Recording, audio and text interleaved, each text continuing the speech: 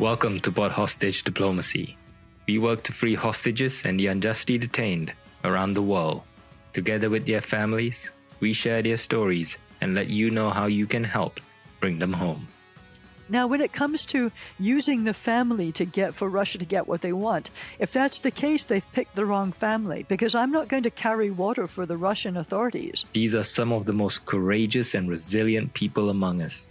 I never thought that my mother, Nahi Tagavi, will ever have a link to negotiations in Vienna about the JCPOA. That's so crazy. People who have never given up hope. Trevor told his girlfriend to tell me to be strong. So I'm trying to be strong for Trevor. You know, if Trevor can cope with what he's dealing with, exactly, we can sure cope with the stress. People who will never stop working to reunite their families. We'd like to meet with the president. We believe that, he's surrounded by lots of experienced and educated advisors, but I don't believe that any of them have ever had a child taken hostage by a foreign country, especially not a superpower like Russia. And we'll be right there by their side until their loved one comes back home. Because if enough people care, then the right people will care enough. I'm Darren Nair, and I've been campaigning with many of these families for years. When I first started campaigning with these families, I noticed they struggled to get the media attention they needed. So I decided to create this podcast, which is a safe space for the families to speak as long as they need to about their loved ones and what needs to be done to bring them home. Nobody can prepare you for what our family is going through. Even if someone had told me 1 year before, in 1 year this is going to happen, prepare yourself. That's impossible. Thank you for listening, and welcome to Bought Hostage Diplomacy. Welcome to Bought Hostage Diplomacy. Robert Pether is an Australian citizen who has been wrongfully imprisoned in Iraq since 7 April 2021. The United Nations Working Group on Arbitrary Detention has called for his immediate release. We've interviewed Robert's family twice on this podcast. We first spoke to his 18-year-old son Flynn Pether and then to his wife Desiree Pether. Since we last spoke to Desiree, there have been worrying developments with regards to Robert's health and the political situation in Iraq, which has now become more volatile. We'll be speaking to Robert's wife Desiree Pether once again on this episode, and she'll be able to tell us more. Now, for those of you who are not familiar with Robert's case, here's a quick summary.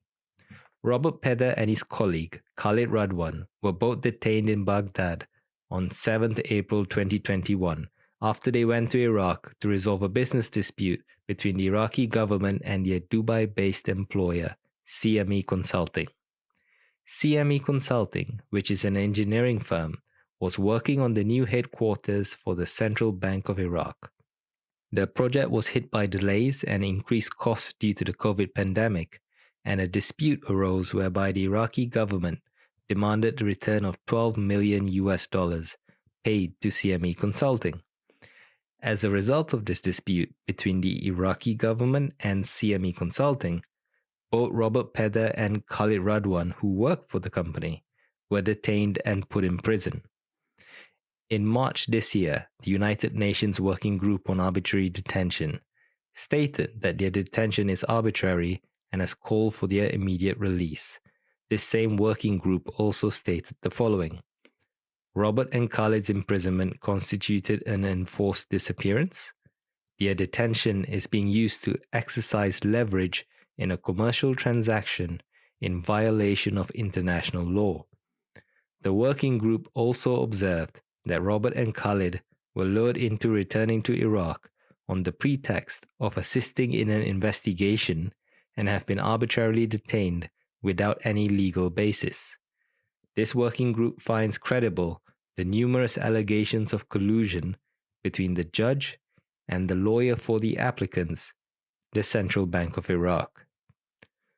Now, we tell all the family members we interview that we'll keep campaigning with them until their loved ones come back home, and we mean it. We'll keep our listeners up to date with Robert's case through SITREP pods like this one, or breaking news pods. If you haven't already, please do listen to our previous episodes with Robert's family on our website, boughthostagediplomacy.com, or on your podcast app. Desiree Pether, Robert's wife and the mother of his 3 children, joins us once again on this episode to give us an update on Robert's situation. Desiree, we're so sorry for what you and your family are going through, and we'll do everything we can to help. Now, a lot of things have happened since we last spoke, Desiree. I understand that Robert recently underwent surgery. Can you please tell us more? Robert has a skin condition and he has a lot of moles on his body and has had a lot removed over the years since he was a teenager. And then he's discovered a lot of new moles are on his back, and he has developed a new mole on the same ear that he had a melanoma previously. And he was kind of forced into a corner with regards to going and having what he thought was biopsies, but in fact turned out to be actual surgery, and 2 moles were removed from his back, one on his spine, which resulted in a 15-centimeter wound, which immediately got infected. And because he was sent straight back to the overcrowded cell that he shares with 22 other men. And it was actually his colleague, Khalid, who's in prison with him, who was changing the dressings on the wound over the past couple of weeks. So it's been pretty hairy. He did get quite an infection, and he was on antibiotics and also doing lots of other things like taking lots of vitamin C and taking raw garlic and doing whatever he could to try and curb the infection. How is Robert doing now? He's not very well at the moment. He's continuing to lose weight. He's lost quite a bit of weight, probably half his body weight, and he's lost a lot of muscle mass. His doctor, family doctor, was absolutely outraged and appalled at the level of atrophy. And I guess that's from 16 months of sitting on the floor in a crowded cell and not having the opportunity to really exercise very much at all or do anything. He's very pale. He looks very, very unwell, and he's still having dizzy spells and blacking out, and he just hasn't. He's not improving. He's going backwards, and his health is declining rapidly. I'm sorry to hear that. Now, Australia has a new government and a new prime minister, and he recently had a call with the Iraqi prime minister. Can you please tell us more? Recently, there was a call made to Prime Minister Kadhimi in Iraq from Prime Minister Albanese in Australia, as the new government has formed in Australia in May. And we believe that Robert was part of that discussion, and I haven't really had any more feedback exactly on what happened, but I can assume that was the case. And hopefully that has been a step in the right direction with regards to both countries working together to secure Robert's release. Now, Desiree, I know you and your family are going through the worst period of your lives, but at the same time, you are all very strong and resilient. How are you and the kids doing? Myself and the kids are doing quite well. It's hard. Flynn is going into his second year of university. He finished school and did his final exams when this was first going on. And when it first happened, Oscar's about to go into his final year of school. And Nala has asked to do a couple of videos, which she has done, and which, we sent out ourselves. We didn't do it through any media outlets, but it helped her a lot. It gave her some empowerment, and she felt like she had done something to help. So she asked the previous Australian Prime Minister if he could help her dad, and she has asked the new Prime Minister and also Prime Minister Kadhimi if they can please help her dad and bring him home to her.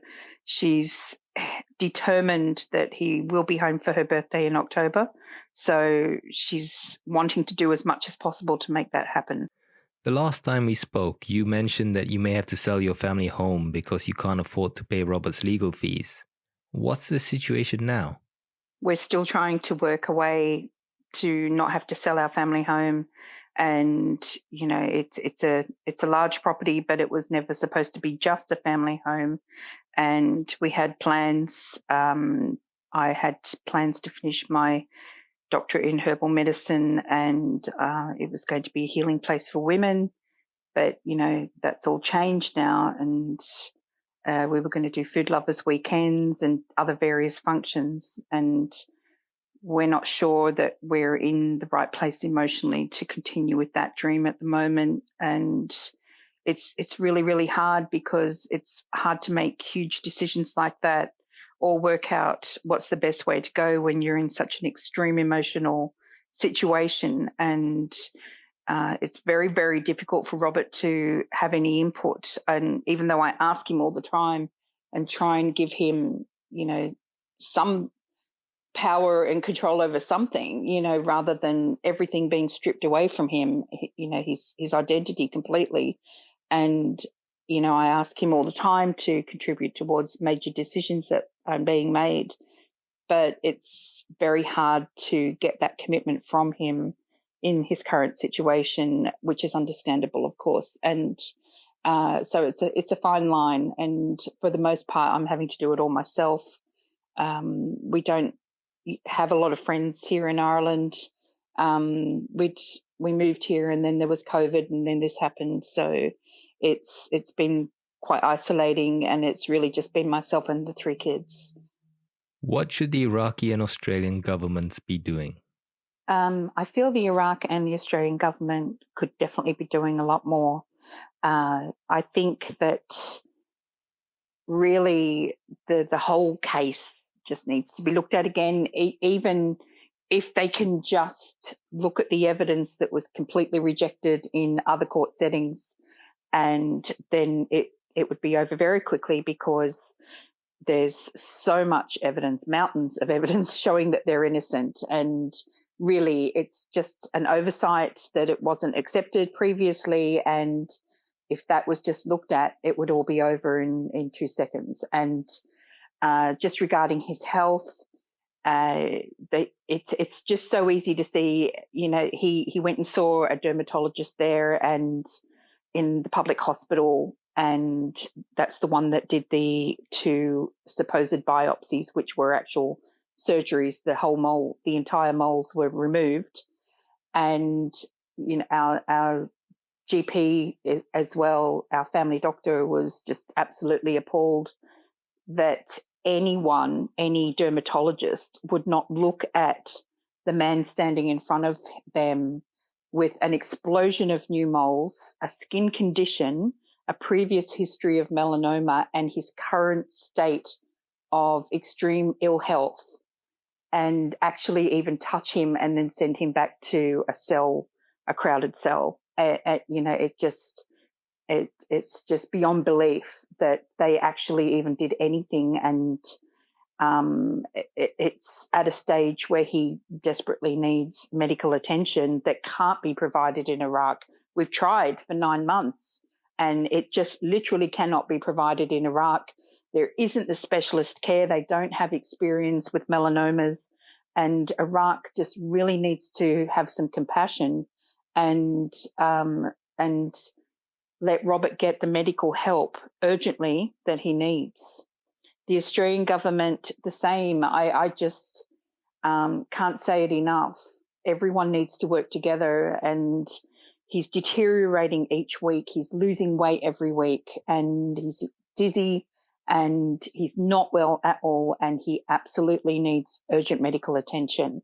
And I just feel that if you actually saw the picture of him and that was provided so that for his doctor's reference for the moles, and saw the state of him and saw his eyes and the whites of his eyes and how dull they are, and he looks like he's got 2 black eyes because the dark circles under his eyes, and just the color of his skin, he's gone completely grey in the last 16 and a half months. It's frightening to look at. He's just an absolute shell of the photos that I've got on Instagram and Twitter and Facebook, where you can see that he was a big, gentle giant, and he's an absolute shell of himself. And he looks like a completely different person, and he just looks so frail and so ill, and he's just not going to last very much longer while people decide whether or not they want to do the right thing and actually help him to get out. The U.S. State Department has a special team called the Office of the U.S. Special Presidential Envoy for Hostage Affairs, led by Ambassador Roger Carstens, that works on bringing home Americans held hostage and wrongfully detained abroad. Does Australia have something similar? And if not, should they? Definitely, I feel more can be done, and the US have now got a special envoy for people who are in the same situation that are US citizens, and I absolutely agree that that's a fantastic move in the right direction. You know, DFAT have a lot of cases on their hands, and a dedicated envoy could only be a good thing. It's very, very hard to deal with the families in this situation. It's an extremely emotional situation, and absolutely having somebody who's dedicated only to that position would be such a positive thing. In general, governments all over the world need to do more. You know, when this happened to Robert and I started looking into arbitrary detention, it just is such a shock that there's so many cases, and it's other people have reached out and helped me and tried to help guide me through different ways that we can work towards getting him out, and that have been in the same situation or had a partner in the same situation. And it's like a playbook. It's, you know, the same thing over and over. It's the kangaroo court. It's the convicted on hearsay, zero evidence against them, disappearing and being arrested by security forces, not by police. It's fabricated charges. It's the whole thing over and over and over again. And it has to change globally, the way that arbitrary detention is dealt with. And that's something that I am very passionate about changing in the future, and even changing as much as I can now with regards to the suggestion for a special envoy being appointed, like in America, and things like that, because it just can't keep happening. There's just entirely too many cases, and it needs to be a swift and severe response where governments all work together and all join together and say that this is not acceptable behaviour, and you just can't keep taking citizens that are not your own and putting them in this situation. And it just has to stop, and there has to be tougher measures, and the UN needs to have more ability. Apart from issuing the report, there has to be consequences if that report isn't adhered to, and things just definitely need to change in the right direction. It's just not acceptable to continue on in this way, and for people to be held for years and years with no charges at all against them. What can the public do to help bring Robert home? We just basically need noise. We need people to contact Iraq embassies in their countries, or the nearest Iraq embassy, and write to them and just say that, you know, Robert Pether is entitled to medical treatment under the Nelson Mandela Act. There's quite a few violations. The violations continue. The report from the UN Arbitrary Detention Working Group in March has expired, and none of it's been rectified, and it continues, and it's been nearly 17 months, and he has a skin condition, and he has moles all over his body, and he desperately needs specialist medical care. So, he's deteriorating every week, and he's aged at least 20 years in appearances. And I can't stress enough how fragile he looks, and how urgent it is, and how worried we are that, even a virus or anything could be really detrimental to him at this stage. So I need noise. I need support for him. I need as much support as people can give, spreading the hashtag Free Robert Pether, and just, imploring the Iraq government to do the right thing and release him. I mean, it's not like he even did anything wrong. And, I know that, he was found guilty in their legal system, but, the report has said that, due process wasn't even followed. And they have tried to show that they're innocent, and that information wasn't accepted. So if we can just have an opportunity to do that, even, it would all be over in a very short period of time. Desiree, we're almost at the end of our interview. Is there anything else you'd like to mention? I just want to add, there is another component to the urgency of it, apart from his rapidly declining health. And that is the situation politically in Iraq at the moment, and how volatile it's been the last few weeks with protesting and buildings being stormed. And, again, today it was very volatile, and there was a lot of issues. And,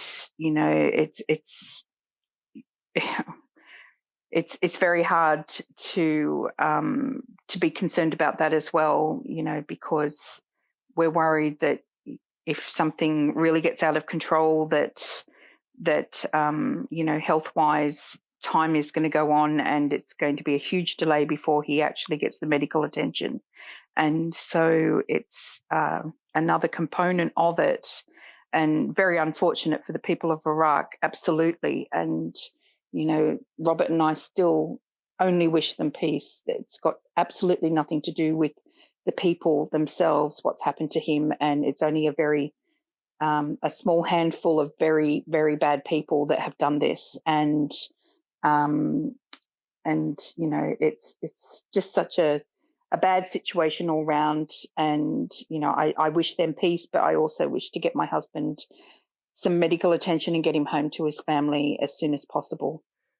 Desiree, as we've said in all our episodes, we'll keep campaigning to free Robert until he's back home with you and the children. Thank you for taking the time to speak to us.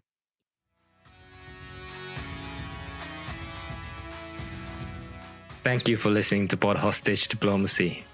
Thank you for giving your time and for showing these families that they're not alone, that there are good, caring people out there willing to stand by their side and help in any way possible. Because if enough people care, then the right people will care enough. This is a basic rule of thumb that is true for all campaigning. If you haven't already, please subscribe to our fortnightly newsletter called The Hostage Briefing. It's the best way to keep up to date with the cases we're working on, as well as new episodes. You can subscribe to this newsletter using the link in the description of this podcast episode that you're currently listening to. Thanks again, and take care.